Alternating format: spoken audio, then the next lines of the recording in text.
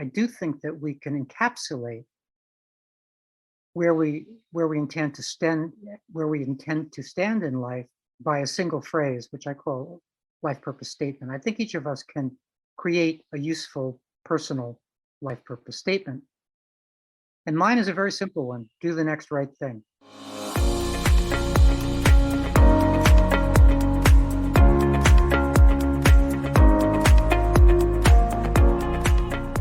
What's up, everyone? You're listening to the Do Hard Things podcast by Elite SRS. The purpose of this show is to share stories of hardship and victory as an encouragement for those in the middle of their own hard thing. Because we know hardship produces perseverance, which produces character, which ultimately produces hope.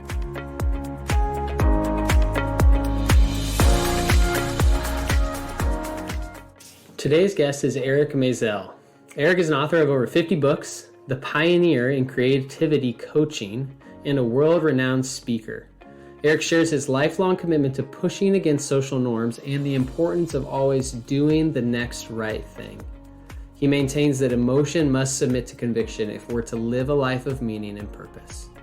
If you enjoy the show, please don't forget to subscribe and leave a review so more people can be encouraged by the stories we share. Now here's the conversation with Eric Maisel.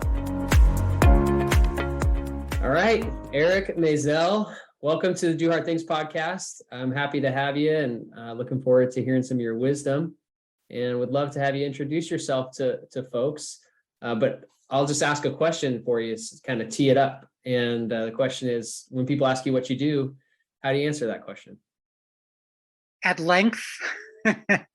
There isn't a short answer anymore. I think a lot of people have multiple jobs, multiple identities, and having trouble answering that. But I can tell you some of the things I do. I'm a creativity coach. I founded that profession maybe 30 or 35 years ago. I train creativity coaches. I work with clients around the world, creative and performing artists and would-be creative artists.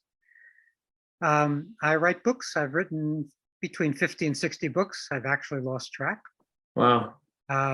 And I operate in an area sometimes it's called critical psychology or critical psychiatry or anti-psychiatry. And we're folks who dispute the current mental disorder paradigm, especially as it treats kids. Far too many kids getting labeled and getting drugged when they shouldn't be. So I do a ton of things. Probably the main ones are writing, coaching, and fighting. Yeah, on behalf of others. Yeah. Fighting on behalf of others. So you said at the very beginning that you created the creativity profession. Now, when you say profession, do you mean like that didn't exist? You kind of created a brand new job for lots of different people that now has become a profession? So we have to go back a long time into the 1990s. Coaching was not a big thing back then. No coaching was a big, football coaching or sure, yeah, but not life coaching. And so there wasn't a profession then. I was a licensed family therapist at that point. And I didn't believe in the model, so I wanted to get out of therapy. I didn't think I was diagnosing and treating. Thought I was doing something else. And so I called myself a creativity consultant first because coaching didn't really exist. Yeah. I coined the phrase creativity coach. This is, if you know the book, The Artist's Way by Julia Cameron, this is about the first books on the artist's life were coming out back then. Let's call it 1995 or somewhere in there. I'm not exactly sure of the dates. Yeah. My first book on that subject came out that year, the same year as The Artist's Way came out. It was called Staying Sane in the Arts. And so, yeah, I started a profession. There's a Creativity Coaching Association now. I train maybe 150 or 200 coaches a year in creativity coaching. We're out there all over the world working with creative performing artists. We're really life coaches for creatives. That's a simple way to say it. Anything that's up for a creative person, we claim we're able to tackle. Yeah. Whether marketplace stuff or resistance or whatever it is. Wow. So when you say the word creative, or you say someone is a creative, can you define that for people who, just so that we're all on the same page as to what that is? Not really. I can't get us all on the same page because it has multiple meanings. In the business world, it means problem solving and innovation. That's what they tend to mean by creating. It's a bottom line thing. Let's get this problem solved, or let's get a new product out. Yeah. For us, for creative people, that's not really the definition of creativity. It's more making use of our human resources. It's Hmm. making use of ourselves. That's the way I would define it. So a lot of people find it difficult to actually make use of themselves. They're usually stymied by lack of confidence or anxiety or something. Yeah. So to me, that's what creativity is. It's just one of our life purposes. It's one of the things that's important to us. Not the only thing. I'm not in that camp that believes that creativity is the super largest thing in the universe. It's just one of the things that makes us human. One of the things that's important. Yeah. That's interesting to think about, because it almost requires the prerequisite for being a creative then would be self-aware of like what gifts or talents you have to be able to make use of them, I right? don't know. I don't know if it's self-aware or kind of a matter of luck sometimes. I think what happens is that a given child falls in love with something without Mm-hmm. knowing it, falls in love with reading. That's the kid who's off in the corner reading a book all day long, and other kids are out kicking a football and he's reading a book. That person's going to want to write a book at some point. It's just Yeah. kind of natural. So, and if you fall in love with visual stuff, or if you fall in love with music or whatever, play acting, it's kind of natural that you're going to devote yourself to that without ever knowing how it happened exactly. Mm. So I don't know if it's a decision or kind of calling or a matter of luck. It's hard to know what to say about that. But if a person has mere interest in a lot of stuff, they're almost never going to be very creative. What we're talking about is something above and beyond mere interest. It goes deeper than that. Yeah. So there's a passion level. Yeah, Pavarotti has a quote I like, the late Pavarotti. He said, "People say I'm disciplined, but it's not discipline, it's devotion, and there's a big difference." I Mm. think that's what we're talking about. Creative people are not more disciplined than the next. They're often very undisciplined, but they're devoted to something. They're devoted to the book they're working on, devoted to getting their, screenplay written. They may be Yeah. very undisciplined in their day-to-day life. As you may not want to look in their refrigerator or look at their apartment, but they're devoted to the thing they're working on. Yeah. So when you look back before 1995, maybe let's go back even to 1985. So 10 years before that transition for you, would I'll you have go all the way ever back. thought that this is what you were doing? No, I'll go all the way back. Uh, Okay. I started out as a math and science kid. I thought I'd be in physics or astronomy. I went to a math and science high school in Manhattan called Stuyvesant. Till I was about 15 or 16, I thought science was it. Then it stopped feeling human to me. It's science. I revere science, but it didn't interest me at a certain point. Yeah. And I started out college young at 16. I had skipped a grade or something, and I was way too young. So by the age of 18, I'd flunked out of college. Oh no. And this was 1965, height of the Vietnam War, not a brilliant time to flunk out of college. So the next thing I did was enlist. And when I got out of the Army in 68, I had no idea what I was doing. So what do you do when you have no idea what you're doing? You get a degree in philosophy. So that's what I did. So I got a degree in philosophy. But at about the age of 24, I started writing fiction. I'd always loved fiction. I didn't know I was going to write fiction, but a novel came to me. Yeah. Through my 20s, I worked as a ghostwriter, and I actually lived by writing, which is very unusual for a young person. I could Mm-hmm. write a book in a month on anything. Give me a subject, you know, how to buy a rug or whatever it was. I could write a book on it. I was Yeah. one of those people. But then we started having little kids, and I wasn't making enough money. So that's when I retooled and became a licensed therapist. I had no idea about creativity coaching, but I did know that I wanted, as a therapist, to work with creatives. Mm. And I began to discern that there was no specialty, that no one else was doing that. They were not really looking at the issues of creative folks as a class, as a group. So I started doing that. I started giving presentations around the country as to what were artist issues and artist challenges. And then somewhere along the line in that time, as I say, I segued from therapy to coaching. And I've been Yeah. doing that ever since. So the creative side of you kind of came out when you started writing. and that was the vein Yeah, that you stayed within from that point on, because it didn't sound like it was super present for you. You were very analytical until you that's took the correct. philosophy degree, basically. I would And say that's right. I would say that's true. Um, I I'll explain what I mean by wrote. I wrote my first book probably when I was 8 or 9. All it was, well, I had rheumatic fever as a kid. hmm, And the way it manifested itself was my left leg was paralyzed for a couple of months. So I had to be in bed for a couple of months, which I loved. I loved not going to school. yeah, I didn't love being paralyzed, but I loved not going to school. right. And so my mom got me this huge pile of National Geographic magazines to entertain me. And when I say I wrote a book, what I meant was I cut out different articles from all the National Geographics and put them together sort of as the story of life. My first book was ambitious. It was the story of life. So Hey, whether that was creative or analytical, I don't know what that was, but I was already doing books. yeah, no kidding. Do you count that one in I your don't. total? I Oh, you should, should. but Yeah. I don't. I don't know what I called it. Probably the story of life. I can't think of a better title. I think that was No, great. Yeah. no, Hmm. So it was always kind of there, but not at the forefront. And then that's you were right. able to express I it. really did think it was science at that point. Science made sense to me. Yeah. I think I just liked big numbers. I liked the bigness of it. That's why I thought it would be astronomy. I liked, that a light year was 4.3 trillion miles. That sounded cool. It sounds like a big number. Sounds cool now. Beyond that, I wasn't really interested. Yeah. Hmm.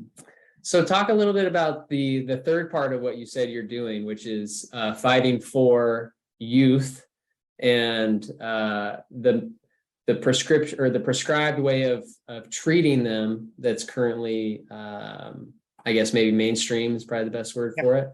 yep. And why or how you got into that, because that's kind of how I got connected with you, was through the book that you wrote about teens. And I just be curious to kind of shed some light on how you got to where you are, and then we can talk a little bit more about what it looks like. But Sure. I'll start way back. Um, my brother, who was half a generation older than me, who's now deceased, did his PhD thesis at Yale on the recidivism rate of psychiatric patients. What that means is how often did psychiatric patients after they were released go back in? hmm, And I don't know the data of that, but that caught my attention. He was probably doing that in his 20s, and I was probably just a very young teen. There was something about that that made sense to me as an interesting subject. And also at the same time, my mom had 3 sisters. My mom was solid, and Aunt Rose was solid, and the other 2 sisters were off the deep end. hmm. One was off the deep end grandiosely. She thought she was Judy Garland, and she would perform in restaurants in Manhattan unasked. Oh, wow. And the other aunt was the depressed type, and she ended up at the Rockland State Asylum, where Hmm. I would visit with my grandfather. I'd go to it's an upstate New York Okay. asylum, psychiatric asylum. We'd go on the train or the bus, I can't remember. So we had those interesting characters in the household Hmm. growing up. So I was interested in something about all of that early on. It was all mysterious to me, and I had no idea what it was about. But it was in my worldview. Then, when I started retooling into therapy and taking classes like abnormal psychology and theories of personality and what have you, I immediately didn't believe what I was told. Hmm. I instantly did not believe that you could diagnose a person on the basis of a symptom picture. I'm going to be a little technical here. I have to be because it's technical Sure. stuff. But most of what diagnosing is in psychiatry is a certain kind of transaction. It's not real diagnosing. There are no tests, no blood tests, no any kind of tests. Psychiatrist is not medicine. It's not real medicine. Yeah. Here's what happens. You come in and you say you're depressed, and I say you're depressed. It's a transaction. I just repeat what you say, and then I prescribe you an antidepressant. No real medicine went on there. It's a very interesting game. I've done many whole books on this, so to say it briefly is hard. But Sure. let me turn to children for a second. I'm right at this split second. I'm doing a book called Deconstructing ADHD. Everybody has ADHD now, right? Every adult, Mm, every child has ADHD now. yeah. And it's a label for, to my mind, being bored, being restless, being anxious, having energy. It's a label for being an average human being of a certain sort, being a boy. It's a Mm, label for being a boy. And now, bizarrely enough, it's all the way down to preschoolers. You'd expect preschoolers to just sit quietly. No, you'd expect maybe they'd run around a bit. yeah. To label them, and now they're starting to get these very bad gateway drugs to addiction, psychiatric drugs, kids. So it's hard to compress everything into a few sentences, but the standard model, which is encapsulated in what's called the DSM, the Diagnostic and Statistical Manual of the American Psychiatric Association, that's the diagnosing Bible of the world. Mm, If you're a master's, it should strike people as funny when I say this. If you're just a master's level counselor, how do you diagnose a medical illness? Where do you get off? How's that plausible? Isn't that practicing medicine without a license? But no, every master's level therapist can say, oh, you've got the mental disorder of depression, or you've got the mental disorder of something. mm. It's preposterous on the face of it. Yeah, it's interesting. Preposterous on It's the face something of that it. I've never given any thought to. Exactly. Is And yeah. most people have not. And the collusion of mass media, I'm not a conspiracy theorist. It's just that all of these folks are on the same page. Mass media, academia, big pharma, research, the professions, all of them are on the same page because it's professionally expedient to, the average time that a psychiatrist spends with a new patient is 15 minutes. Mm, What could possibly go on in 15 minutes except a checklist? You can't conceptualize of what real thing could be going on between two human beings. I'm not going to be asking you questions in 15 minutes about your childhood, or do you hate your job? Or I'm not going to be just, you have trouble sleeping, right. exhaustion. I'm going to ask you 19 questions, and I'm going to check them off. And I know we're going to get to depression. We might as well have gotten there before we even started talking. But I know we're going to get to depression. I know I'm going to prescribe you an antidepressant. Mm. So it's a very bad system, but that's what we have. So then talk about the other side, or the other approach that you kind of gave three different labels to it earlier. I can't remember what they were. Critical One was anti psychology, something. critical Yeah. psychology, critical psychiatry, and anti-psychiatry. They're all the same. They're all in the same place. They're really just different names for the same point of view that what's currently going on is not kosher. It's not okay. Mm. Really, psychiatry is not a medical specialty. It's something Yeah. else. And a lot of psychiatrists know that and will say it privately. Mm. But Yeah. So what's the solution? If there's a way to state it quickly, I don't know if there is, but what would be the path forward? to start with not knowing, that'd be the path forward would be if you come in and say something to me, you come in with a presenting problem of some sort. And you might say, I'm depressed, I'm anxious, having trouble at Mm-hmm. work, not getting my novel written. I have no idea what's wrong with you yet. I have no idea what's going on yet. Mm-hmm. I need to inquire. I need to ask some good questions. And I have to Mm. keep not knowing until I know. I can't act suddenly like you suddenly say something and I go, oh, I got it. I've got the label. Yeah. Thank God you said the thing that got me right to the label. I want to stay not knowing. And then at some point, I want us to co-create some experiments in living. I want you to, if we've arrived someplace, let's say, I'll just make this up, but let's say you're a painter and you want to sell more paintings. That's where you've come in to me, to see me. And we have no idea what's going on. But it comes up that you, A, don't understand the marketplace, B, don't feel very confident, etc. You name the 3 or 4 or 5 normal things that are probably in the way. Mm-hmm. We pick a thing, let's say confidence, we pick a thing. And then we'd say to ourselves, you and me, well, what would you like to do to get more confident? What would you like to try? What kind of experiment could we run? And then we might move to the place of, in this conversation, we might move to the place of, well, maybe you'd like to take a risk this week. It's going to feel risky. We're calling it a risk because it's going to feel risky.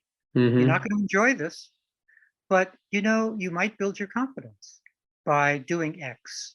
Maybe you should cold call a gallery owner this week. Oh my God, I can't do that. And then we get to talk about the anxiety, the difficulties, maybe childhood, but maybe not childhood, maybe just it feels hard. Right. And your theme of doing things that feel hard, we're going to be talking about things that feel hard to you. Get a divorce, get a new job, whatever it is, they're all going to be hard things. There's not an easy thing we get to think of. We're not talking about the weather, which by the way is not necessarily easy either out there in the world. But you know what I mean? We're not going to be talking about easy things. So we're going to try to create an experiment and then we'll monitor it. You'll go out and either take the risk or not. Probably you won't the first time. And you'll come back, kind of disappointed and shamefaced and say, couldn't do it. And you may give an excusey kind of thing, like I was so busy. Well, you might just say I couldn't do it. And then we try again. We might reduce the scope. A natural thing I might ask you, is there a smaller risk to take? If you can't call a gallery owner, can you call one of your collectors? Or, in other words, just try the next experiment, just as you would in science. Maybe this is how science stayed in me over time, is the idea of running experiments. Yeah. Formulating a hypothesis. Well, it's about confidence. That's the hypothesis. Maybe it's about confidence. Let's run an experiment.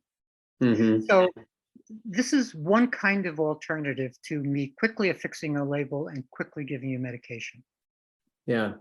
Yeah, it just takes a little bit, well, probably a lot bit more time, but it's relational and intentional and thoughtful and nuanced, like people are, right? That's exactly right. I appreciate that perspective. I think, that the medical field in general is, and I don't have strong opinions on this stuff, but my general perspective is that the medical field in general is more and more that way of a checklist and less relationship and so the transactions on this side, relationships on this side, and the medical field in general has come all the way over to. I think that's right. And it's difficult to talk to the general public about this because there's so much about medicine to love and revere. Yeah. This is not an anti-medicine stance at all. It's an anti-psychiatry stance. It's an a certain way, one particular piece of the territory is not working correctly. Yeah. And I certainly, I think that's a good point, that it's not an anti-medicine thing. Like, medicine is a huge gift for us, especially in this country, right? The access that we have to the things that we do are not available to many people in the world, and save lots of lives and do lots of good. Yep. And it's where science has done its, best work to, clean up drinking water. That doubled our lifespan. And, the things that science can do, understanding what a virus is or understanding what bacteria are, this is all great stuff. Yeah. And so, you have to end up being, one of the troubles with this world that I'm in is that there's no slogan. You have to be nuanced. There's no slogan. Nietzsche got so lucky when he got to say God is dead. Is that a great slogan? 3 words that say a lot. The critical psychology world has no 3 words that say enough. One kind of slogan is childhood is not a disease, but that doesn't register. It's a nice phrase, but unless you kind of understand the backstory, you don't really know what that means. Yeah. So we're a little at a loss for our talking points. Yes. They need some more creatives to come in and exactly get some good slogans in place. That's right.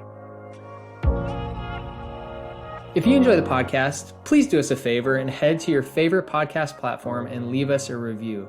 It helps a ton. And there's a reason all the podcasts you listen to ask you to do this. We want to continue to encourage people in the middle of their difficult seasons, and your ratings help boost our podcast visibility and the stories of our guests. Did you pause it and leave a review? If so, thank you.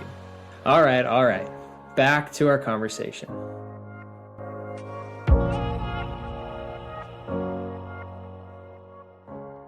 So the purpose of this podcast, you were touching on it, it's called the Do Hard Things podcast. And the purpose of it is to be an encouragement to people who are in the middle of their own hard season.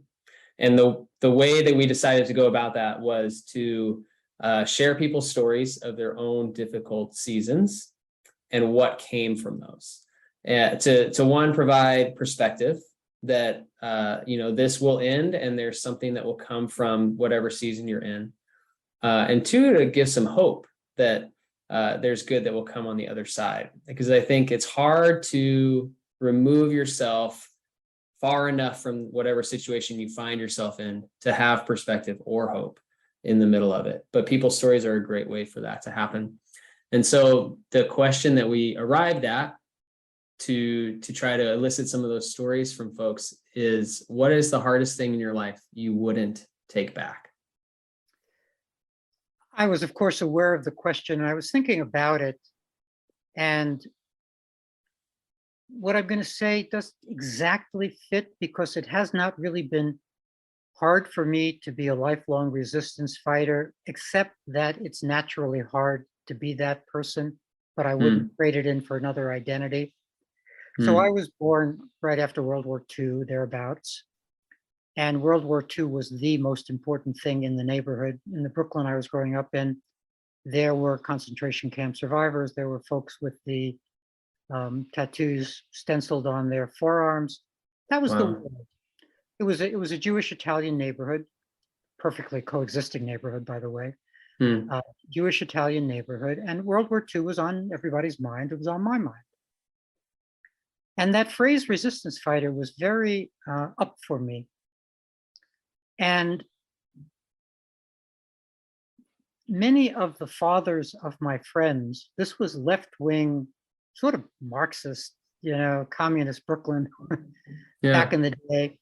And many of the fathers of my friends had been in the Lincoln Brigade, which nobody remembers anymore. But the Lincoln Brigade was a group of American volunteers, often a lot of New York Jews, volunteers, who fought against Franco in the Spanish Civil War prior to World War II.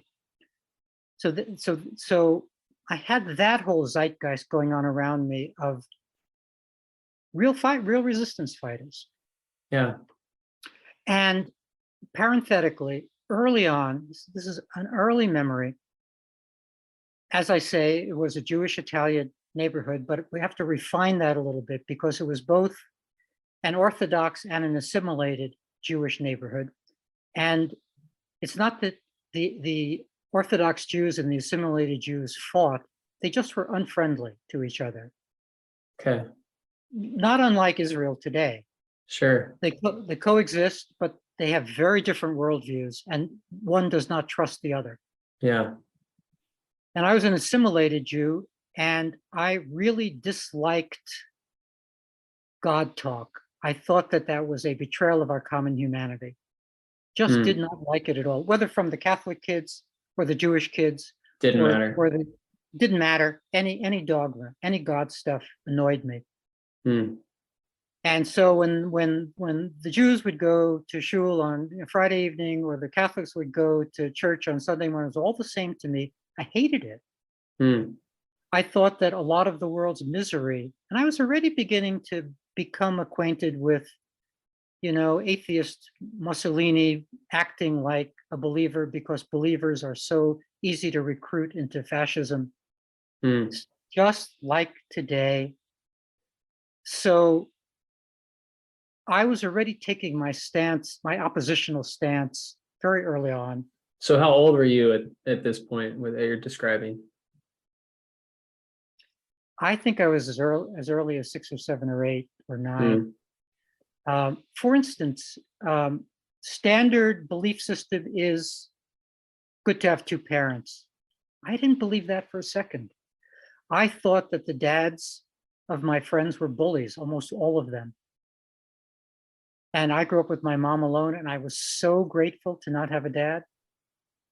Mm. So even in that place, I was not resistant, but I wasn't buying received wisdom of the culture of the community. Yeah, you had And a really I critical mind, sounds like, for a critical young mind person. and just everything so much felt like humbug. It's like, no, I don't believe that. Just does Yeah. not seem like the story that's always resonated the most for me in human history is the little boy and the naked emperor. You know, the emperor's new clothes. That was. I keep pointing my finger. He ain't got no clothes on. Mm. Sorry, but ain't got no clothes on.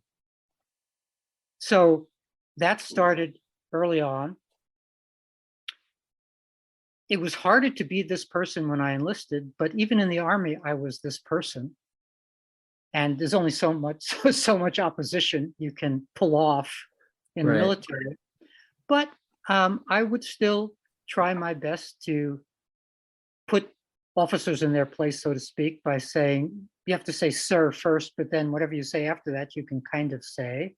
Sure. And I have anecdotes around that, but it was interesting to remain oppositional in the military.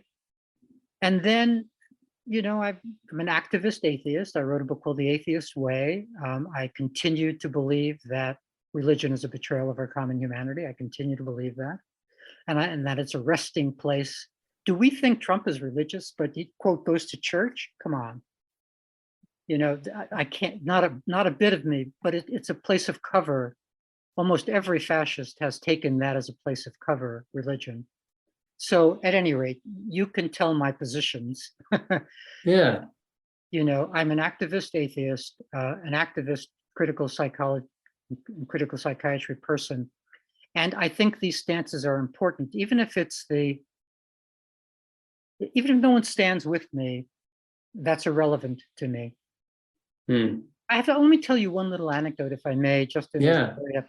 There was a point some years ago, because I'd been pissing off psychologists and psychiatrists for some time.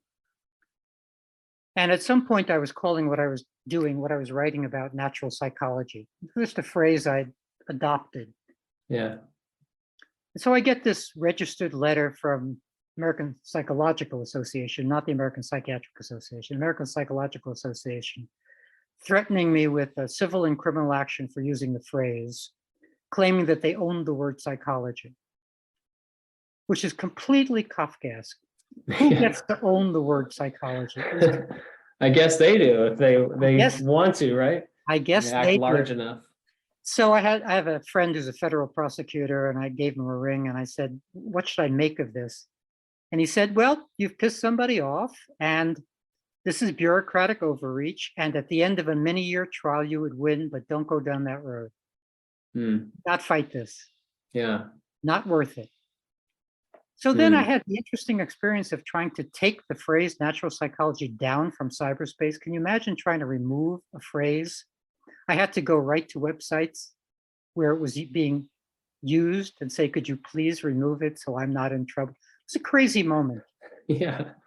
But this is one of those. This is the this is the way whistleblowing is rewarded. Mm.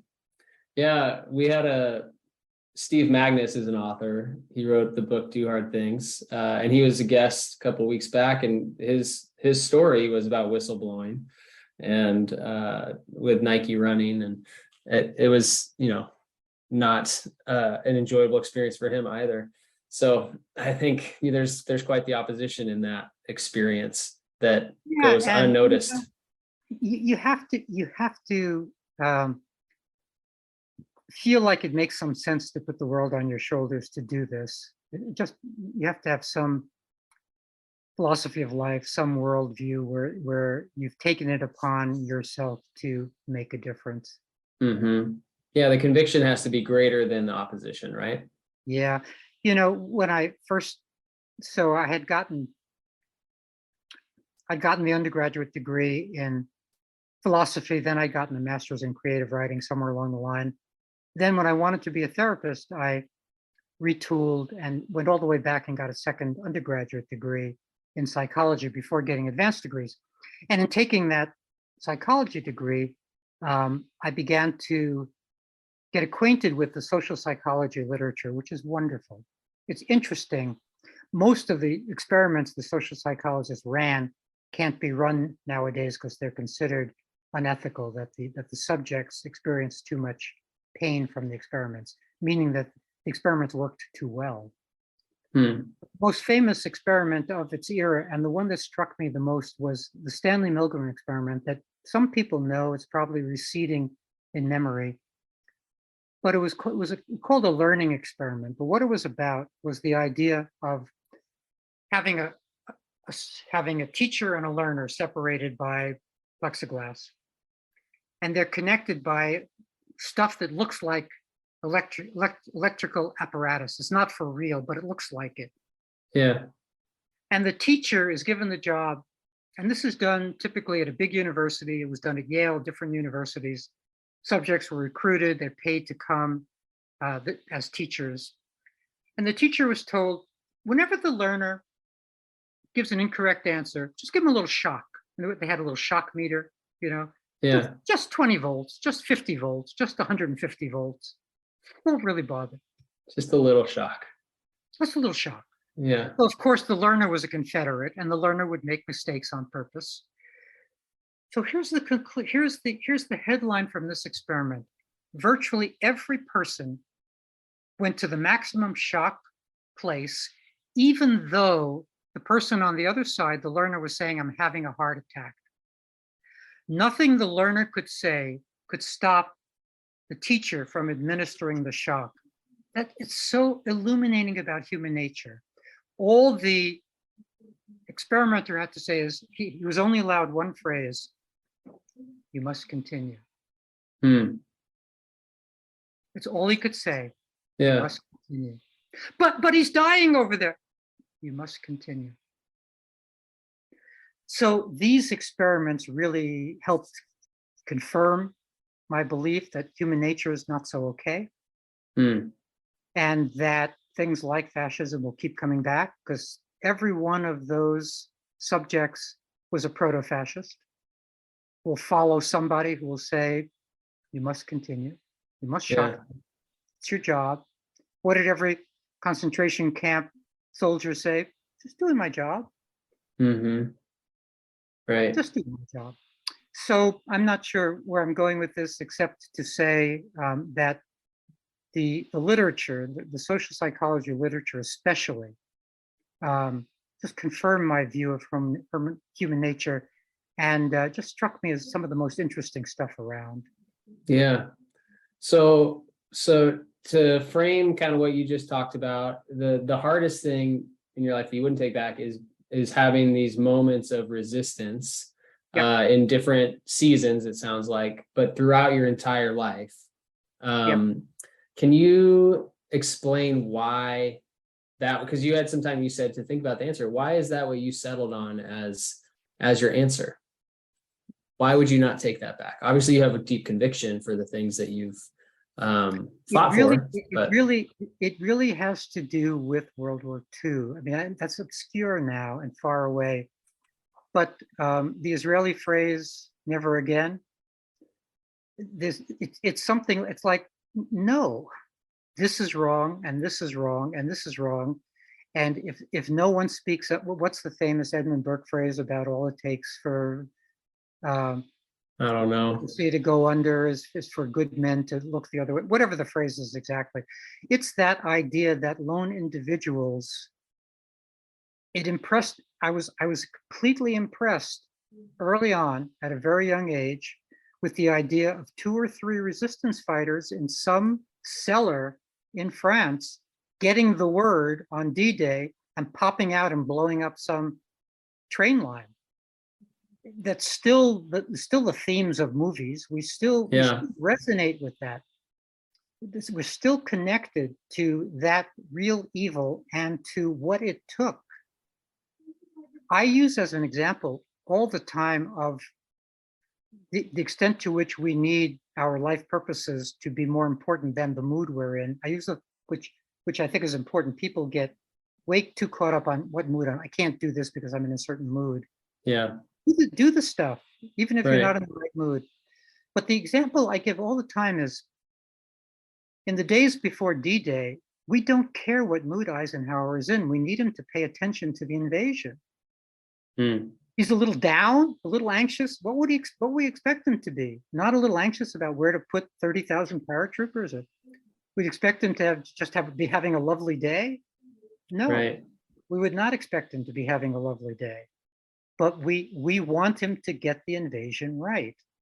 And Mm. all of that impressed me. D-Day always impressed me. The idea of tens of thousands of boats and hundreds of thousands of troops being marshaled for the sake of freedom and democracy and all of that mattered to me. Yeah. So you would attribute that very significant time in the world's history as kind of the catalyst for Yes. your worldview, but also the things that you've spent your time fighting for and against. Yeah. In And a way in which, by the way, in a way in which other wars never really registered. Vietnam, I was in the Vietnam era. yeah, I was in the army in the Vietnam era. And yet it didn't register on a kind of existential level, or somehow it was, I knew it was a bad thing, yeah. but it didn't call to me in some way the way World War II continues to call to me. Mm-hmm. To So this when you, day, among our grandkids, I have a 9-year-old grandson, and we talk about World War II all the time. We'll go, at the Battle of Midway, if that Japanese fighter had been 5 minutes earlier, my God, we'll move yeah, things around on a map. that's probably really rewarding for you to get to do with him. It is. It's completely. It's good. It's fun. It's rewarding, and it's just fun. It's Yeah, fun. It's fun, and it continues to be lifelongly illuminating. Just the whimsy of things, that 5 minutes here and 25 minutes there matter so much in the course of a war. mm-hmm. Literally, that one little Japanese scout plane had engine trouble and left 5 minutes later than the other scout planes, and it was the scout plane that would have spotted the whole American fleet. It's insane Yeah, what things rest on. man. No, and it, obviously I'm sure the more you study, the more you learn, and the more that becomes nuanced and Yes, mind blowing for you. yes. So when you think about your legacy, because you just described basically a lifelong pursuit, and so when you think about your legacy, you think about your grandkids, and what is, how would you maybe tie a bow on the way you describe that to your grandkid, or hope that it would be described maybe to your grandkids or their kids, great grandkids? I don't. I'm not sure if I have exactly the answer to that. Um, this will be a slightly long-winded answer. In my world philosophy, I don't believe there is a purpose to life. I believe we each have multiple life purposes of our own choosing. And I actually believe we need a paradigm shift from that many thousand-year-old metaphor of life purpose to the idea of life purposes. It's a better idea, life purposes. It allows us to think of all of the things that are important to us, not just try to find the one thing that's important, because lots of things are important to us. Mm-hmm. Whether it's activism or service or creativity or family or whatever it is, many things are important to us. But having said that, even though I believe in life purposes, I do think that we can encapsulate where we intend to stand, in life by a single phrase, which I call life purpose statement. I think each of us can create a useful personal life purpose statement. And mine is a very simple one: do the next right thing. Hmm. So I don't have an answer to the legacy question, but it's something like he did the next right thing, or he did one Yeah. right thing after another. Hmm. That is, so I can't remember where my wife heard that phrase, but she heard it in a book or a podcast or something in the last couple of years. And she really resonated with that idea. I mean, we have 4 young kids, and so she's Uh-huh. just in the battle right now, Yep. and it's easy for her to want to just tap out day in Yep. or day out. And I actually was reminding her a couple of days ago, like, she wasn't feeling it. And I said, Yep. remember, like, just do the next. And it's amazing how powerful it's attainable. Well, may have been me Yeah, on some I podcast. don't, it's Yeah. possible. Yeah. I can't Yeah. remember. You know what? Right. To your credit, And, I and hope that it was. And right is an interesting word. I mean, it's a nuanced word. Do the next Mm, right thing is a nuanced word because it doesn't necessarily mean the next ethical thing. It's not right in that sense. It's really more the next appropriate thing, yeah. given our whole worldview. Because the next right thing might be to take a nap. Yeah. That might be the next appropriate thing, or it might be to relax in some way. So it's not about doing, doing, doing. By right, I don't mean Right. the next action to take, but more given one's worldview or one's understanding of life, what's the next appropriate thing to do in that context? Mm, yeah. So I want to go back to what you talked about with the religious stuff in your childhood, Yep. specifically kind of pushing against it. And Yep. I'm just curious to understand your worldview in that regard, and how it was formed so young in you when you were, 6, 7, 8 years old. That the idea that religion was, and I'll use the word religion because I think that's what you used, Yeah, that's right. That's right. was this like kind of like false force Yep. almost. Yep. Um, Yep. like Oppressive and authoritarian and yeah. silly. I think it struck me as silly, the idea that there was a God who wanted you to have one plate for cheese and one plate for meat. It just, was God gonna care? Right. Given given the complexities of the universe about my dishes, I think it just struck me as absurd. Yeah. Yeah. So some of those, well, really the religious aspect of religion. Practices. Yeah. And Mm, my mom was a skeptic, so that's got to count. sure. She lived to about 100, just a few weeks Wow. short of 100. So she was That's born in, amazing. let's see if I can get this right. I think 1909 she was born. And in her 20s, which would have been the 30s, she was like one of the first raw food people. And Oh, she was already some kind of activist person, or she was just a clerk. She was just a working class clerk, but she was resistant to what she perceived as nonsense, including religion. mm, So I'm sure I got that from her, skepticism. yeah. There was no one selling me a line. There was no, we have no idea the extent to which just one person in a family selling the family a line might influence everybody in the family. We have no idea the power of that, but nobody was selling me a line. I think that if you're never sold a line, you're not going to go in the direction of buying things hook, line, and sinker, I would think. But anyway, Hmm. I think that's probably the single most important thing. And then the second most important thing was we're now talking about, as a teenager, um, 47, the early 60s, the existential writers of that time, the Camus and Sartres of that time. And even though Yeah. I was studying science, I was really more reading existential literature than being interested in uh, science. And so the central tenets of existential philosophy, French existential philosophy of the 60s, was religion was not okay, and take personal responsibility for things. That culture should not dictate. The individual had to stand up for whatever the individual believed in. Hmm. So the literature, the books I was reading connected to my core skepticism and reinforced that. I was not, I would read books that were, so there are two threads in existential thought. There's theistic existentialism and atheistic. You could be a believer and an existentialist, and an unbeliever and an existentialist. Yeah. And the famous books by the theistic existentialists of that time, like Martin Buber, I and Thou, there were books that were, or Kierkegaard is the most famous example. Right. He's put in the existential tradition, but of course he's selling religion. And so none of the things said by the theistic existentialists resonated with me. I did not believe that after you've been rational about things, forget that, now let's take a leap of faith and believe something for which there's no evidence.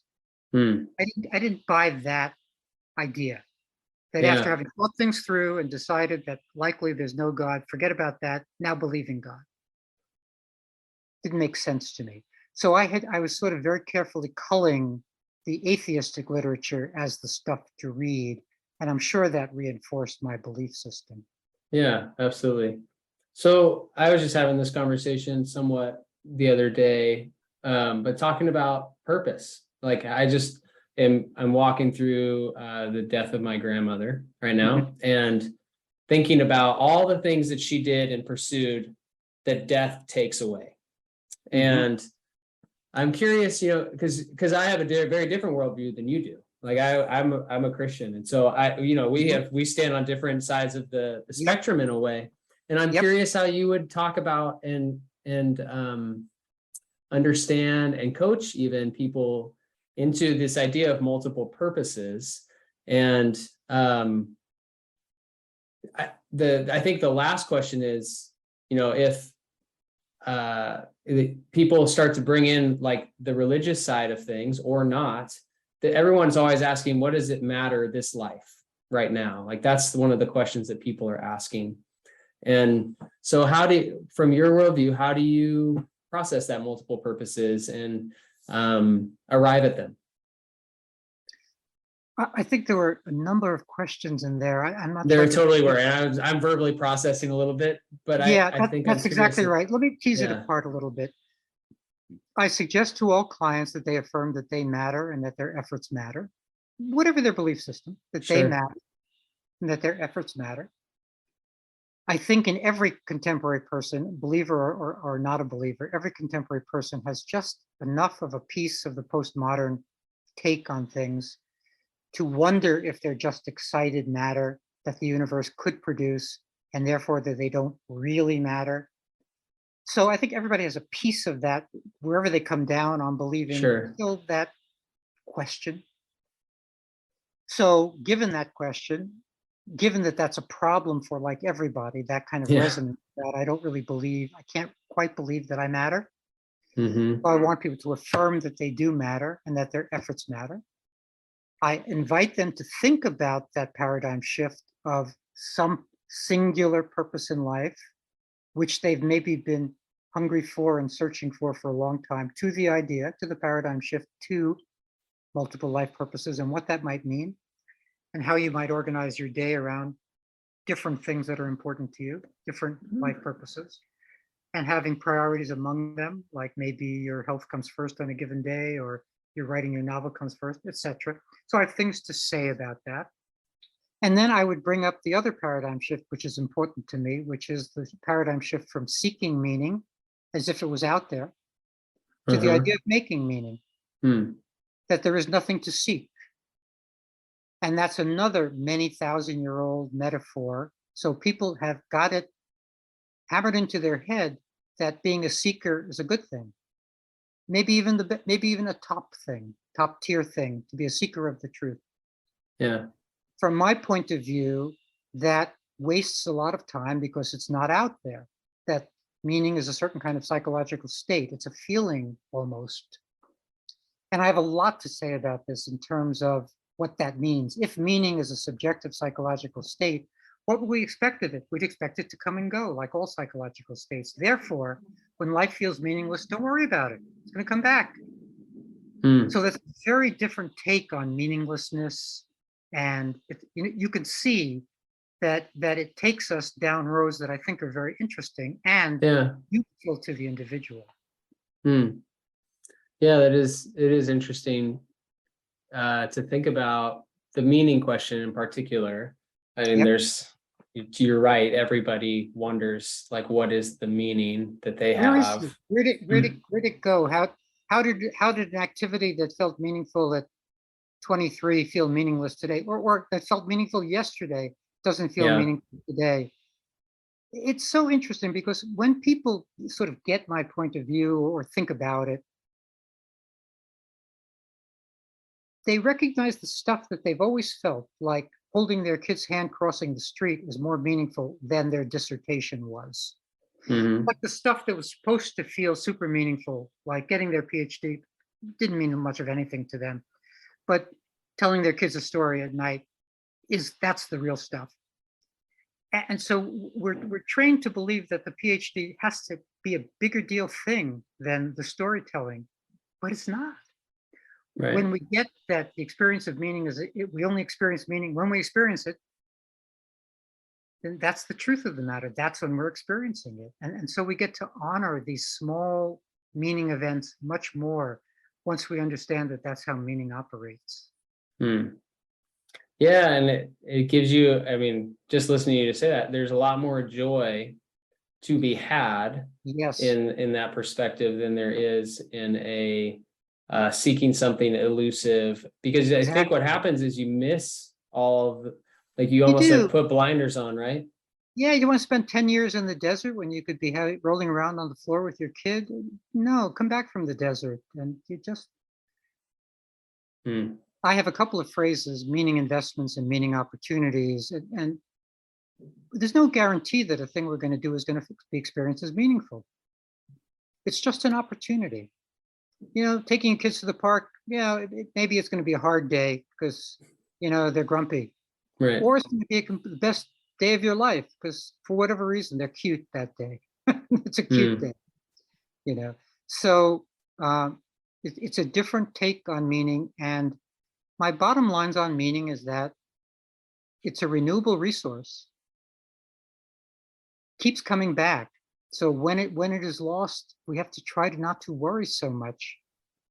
And parenthetically, for creative clients, this is such an important point, because let's say you're slogging along on a novel for a year, and on any given day it feels anything but meaningful. What we have to remember is that activities in the service of meaning may not feel meaningful. Hmm.